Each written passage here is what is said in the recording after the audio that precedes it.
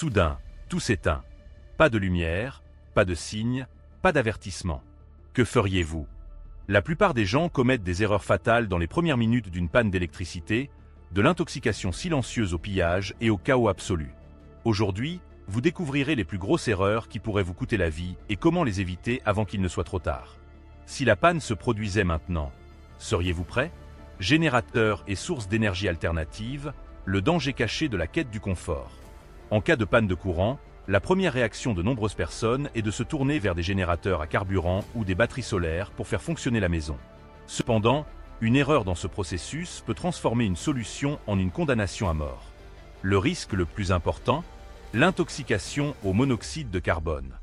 Lors d'effondrements, de nombreuses personnes installent leurs générateurs dans des garages, sur des balcons couverts ou même à l'intérieur de la maison, pensant qu'une ouverture minimale pour la ventilation est suffisante. Cette pratique a causé la mort d'innombrables personnes. Le monoxyde de carbone est un gaz invisible et inodore qui peut entraîner la mort sans que l'on se rende compte à temps des symptômes. Pour éviter ce risque, le seul moyen sûr de faire fonctionner un générateur est de le laisser à l'extérieur, à au moins 6 mètres de toute fenêtre, porte ou prise d'air. En outre, il est essentiel de disposer de détecteurs de monoxyde de carbone à pile dans la maison, car ces appareils peuvent vous alerter avant qu'il ne soit trop tard. Une autre erreur fréquente est la mauvaise utilisation du câblage électrique.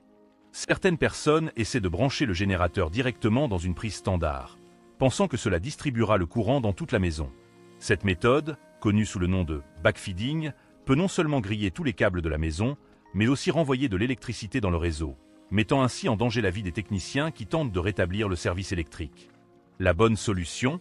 Installer un commutateur de transfert qui permet de connecter en toute sécurité le générateur à des circuits spécifiques sans risque de surcharge ou de fuite de courant. Mais il existe un autre problème auquel peu de gens pensent, le bruit du groupe électrogène. En cas de panne de courant prolongée, le fait d'être la seule maison du quartier à disposer d'un moteur rugissant peut être une invitation au pillard. Ceux qui ne sont pas préparés peuvent considérer leur source d'énergie comme une cible à prendre. C'est pourquoi les survivalistes expérimentés recommandent de réduire la durée de fonctionnement. Au lieu de laisser le générateur allumé en permanence, ne l'utilisez que pendant de courtes périodes pour charger les batteries et réfrigérer les aliments essentiels. Les centrales solaires portables constituent une autre alternative. Elles ne font pas de bruit et offrent une autonomie qui ne dépend pas des combustibles fossiles. Si vous prévoyez d'avoir recours à un générateur en cas d'effondrement, pensez à tous ces facteurs avant qu'il ne soit trop tard. Que feriez-vous pour que votre source d'énergie ne devienne pas un handicap? L'erreur fatale du stockage des aliments en cas de panne d'électricité. Une coupure d'électricité marque le début du compte à rebours de la détérioration des denrées périssables. Sans électricité, votre réfrigérateur devient une bombe à retardement. Et toute personne qui ne sait pas comment agir rapidement risque non seulement de perdre de la nourriture, mais aussi d'être confrontée à une dangereuse intoxication alimentaire. La première erreur consiste à ouvrir le réfrigérateur et le congélateur à plusieurs reprises. Chaque fois que la porte est ouverte, la chaleur pénètre et accélère la détérioration des aliments. Un congélateur plein peut maintenir une température sur pendant 48 heures, mais seulement s'il reste fermé. Un réfrigérateur moyen, quant à lui, ne conserve les aliments au froid que pendant 4 heures. La stratégie la plus efficace consiste à prévoir ce qui sera mangé en premier. Les aliments qui se détériorent rapidement, comme les produits laitiers, la viande fraîche et les plats préparés, doivent être consommés en priorité dans les 12 premières heures. Après cette période, ne vous fiez pas au goût ou à l'odorat pour déterminer si un aliment est encore bon, car des bactéries dangereuses peuvent être présentes sans signe visible. Une solution pratique que beaucoup négligent est de congeler les bouteilles d'eau avant une éventuelle panne de courant. Ces blocs de glace prolongent la durée de vie du réfrigérateur et servent de source d'eau potable pendant leur décongélation. Mais le véritable secret pour éviter une perte totale de nourriture est de disposer d'un système de conservation alternatif. Des méthodes telles que le salage, la déshydratation et la fermentation permettent de conserver les viandes, les légumes et les fruits beaucoup plus longtemps sans avoir recours à la réfrigération. Un autre problème critique est la façon dont les gens essaient de cuisiner pendant une panne d'électricité. Beaucoup ont recours à des grilles à charbon de bois à l'intérieur ou sur des balcons fermés, ignorant le danger des émissions de monoxyde de carbone. Cette décision a conduit d'innombrables familles à mourir d'asphyxie. La meilleure chose à faire est d'utiliser des équipements adaptés à l'intérieur, tels que des réchauds à gaz portables ou des fours solaires, qui exploitent la chaleur naturelle sans risque de contamination. Pour ceux qui disposent d'un espace extérieur, les feux de joie et les barbecues peuvent être une option viable, à condition qu'ils soient réalisés en toute sécurité. Le danger caché de l'éclairage. Comment une petite erreur peut tout détruire. Lorsque l'obscurité s'installe, la première réaction de la plupart des gens est de se tourner vers toute source de lumière disponible. Bougies, lampes à huile, torchets improvisés. Mais peu d'entre eux savent qu'un mauvais éclairage peut constituer l'un des plus grands risques lors d'une panne d'électricité. Le nombre d'incendies causés par l'utilisation incorrecte de bougies et de sources de lumière pendant les coupures de courant est alarmant. Des maisons entières ont été dévorées par les flammes parce que quelqu'un avait oublié une bougie allumée, qu'un chat avait renversé une lampe ou qu'un rideau avait pris feu à cause d'une simple étincelle. La solution ? Éviter autant que possible d'utiliser des flammes nues. Il existe des alternatives beaucoup plus sûres. Les torchets LED, durables, efficaces et sans risque d'incendie. Lampes de secours rechargeables. Elles restent allumées pendant des heures sans qu'il soit nécessaire de remplacer constamment les piles. Bâtons lumineux chimiques, parfaits pour éclairer les chemins ou marquer les zones sans risque d'incendie. Lanternes à dynamo ou solaire, ne nécessitent pas de piles et garantissent un éclairage continu. Si l'utilisation de bougies est inévitable, il est essentiel de respecter quelques règles. Placez-les toujours sur des surfaces stables, loin des rideaux, des papiers ou des objets inflammables. Ne dormez jamais avec des bougies allumées, car de nombreux incendies se déclarent de cette manière. Gardez un extincteur à portée de main. En cas de problème, quelques secondes suffisent à faire la différence. Une autre erreur fatale consiste à utiliser des chauffages au gaz ou à la paraffine à l'intérieur sans ventilation adéquate. Le risque d'empoisonnement au monoxyde de carbone est réel et a tué des milliers de personnes au cours de l'histoire. Si le froid est un problème, il est préférable d'investir dans des sacs de couchage thermique, des couvertures d'urgence ou des isolants thermiques faits maison, comme l'utilisation de plastique réfléchissant pour conserver la chaleur dans une seule pièce. Si la panne d'électricité se produisait ce soir, votre maison serait-elle à l'abri des risques d'incendie et d'empoisonnement ? Eau et assainissement, l'effondrement invisible que peu de gens anticipent. Lorsque l'on parle d'une panne d'électricité prolongée, la plupart des gens ne réalisent pas l'impact dévastateur qu'elle peut avoir sur l'approvisionnement en eau et l'assainissement. Ce que peu de gens savent, c'est que l'approvisionnement en eau dépend directement des pompes électriques. Sans électricité, elle s'arrête tout simplement. Cela signifie qu'en quelques jours, les robinets sont à sec, les canalisations deviennent inutilisables et même les chasses d'eau cessent de fonctionner. La recommandation standard en cas d'urgence est de stocker au moins 4 litres d'eau par personne et par jour, mais il ne s'agit là que de la quantité minimale nécessaire à la survie. En cas d'effondrement prolongé, vous aurez besoin de bien plus que cela. Pour garantir un approvisionnement sûr, certaines stratégies sont indispensables. Citernes ou tonneaux de récupération de l'eau de pluie, une source renouvelable, à condition qu'elle soit correctement filtrée avant d'être consommée. Purificateur portable, les modèles à haut rendement peuvent transformer l'eau des ruisseaux ou des lacs en eau potable. Filtre à charbon actif et purificateur chimique, indispensable pour éliminer les contaminants invisibles. L'ébullition et la distillation, méthode classique, mais qui nécessite du carburant et de la planification. Il existe un autre problème que beaucoup ignorent jusqu'à ce qu'il soit trop tard, l'assainissement. Sans eau, les toilettes conventionnelles cessent de fonctionner et les déchets organiques commencent à s'accumuler. Ceux-ci génèrent non seulement une odeur insupportable, mais deviennent un foyer de maladies et de contamination, créant un environnement malsain qui peut être aussi dangereux que le manque d'eau lui-même. Les solutions pour éviter cet effondrement sanitaire sont les suivantes. Toilettes sèches improvisées, un simple seau rempli de sciure de bois ou de terre peut constituer une solution d'urgence. Système de compostage, ils permettent une décomposition sur des déchets sans impact sur l'environnement. Des zones séparées pour le dépôt des ordures et des déchets, jamais à proximité de sources d'eau ou de zones d'alimentation. Au cours des premiers jours de la panne, de nombreuses personnes continueront à utiliser l'eau disponible sans s'inquiéter.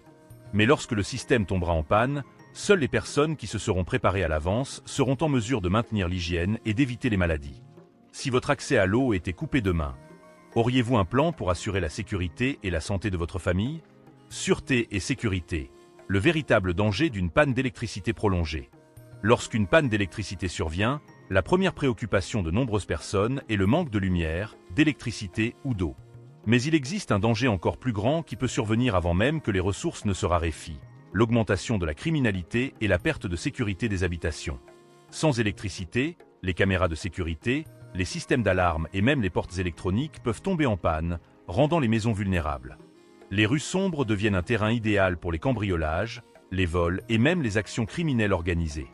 Au cours des premiers jours d'une panne d'électricité, la plupart des gens croient encore que la lumière va revenir. Mais au fur et à mesure que les heures se transforment en jours et que l'incertitude grandit, le désespoir se répand. Les supermarchés sont pillés, les pharmacies sont dévalisées et, dans de nombreux cas, les maisons deviennent des cibles faciles pour ceux qui ne se sont pas préparés. Pour éviter que votre maison ne devienne une cible pendant une panne d'électricité prolongée, quelques mesures s'imposent. Fortifiez les portes et les fenêtres. Remplacez les vis courtes par des vis longues sur les charnières des portes. Ajoutez des barres métalliques ou en bois aux fenêtres coulissantes et, si possible, utilisez des renforts au point d'entrée. Évitez d'attirer l'attention.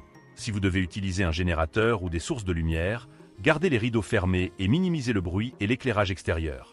Gardez des armes d'autodéfense accessibles. Qu'il s'agisse d'un spray au poivre, d'une matraque ou même d'une arme à feu, lorsque la loi l'autorise, le fait d'avoir quelque chose pour se protéger peut faire la différence entre sécurité et vulnérabilité. Créez des réseaux de surveillance avec des voisins de confiance. Les personnes seules sont des cibles faciles. Si possible, communiquez avec vos voisins et mettez en place un système de surveillance nocturne afin de réduire le risque d'effraction. Dans les moments de grand désespoir, les personnes rationnelles peuvent devenir imprévisibles. Lorsque la nourriture, l'eau et l'espoir viennent à manquer, la moralité peut également disparaître. Si le blackout se produisait maintenant et que la loi disparaissait, seriez-vous prêt à vous protéger? Dites-moi comment vous agiriez dans une telle situation. Planification à long terme. Survivre au-delà des 72 premières heures. Beaucoup de gens pensent qu'un blackout ne dure que quelques heures ou, tout au plus, quelques jours. Mais que se passe-t-il si elle dure des semaines? Des mois? Des années? Ce scénario s'est déjà produit. L'ouragan Maria a privé d'électricité certaines parties de Porto Rico pendant près d'un an.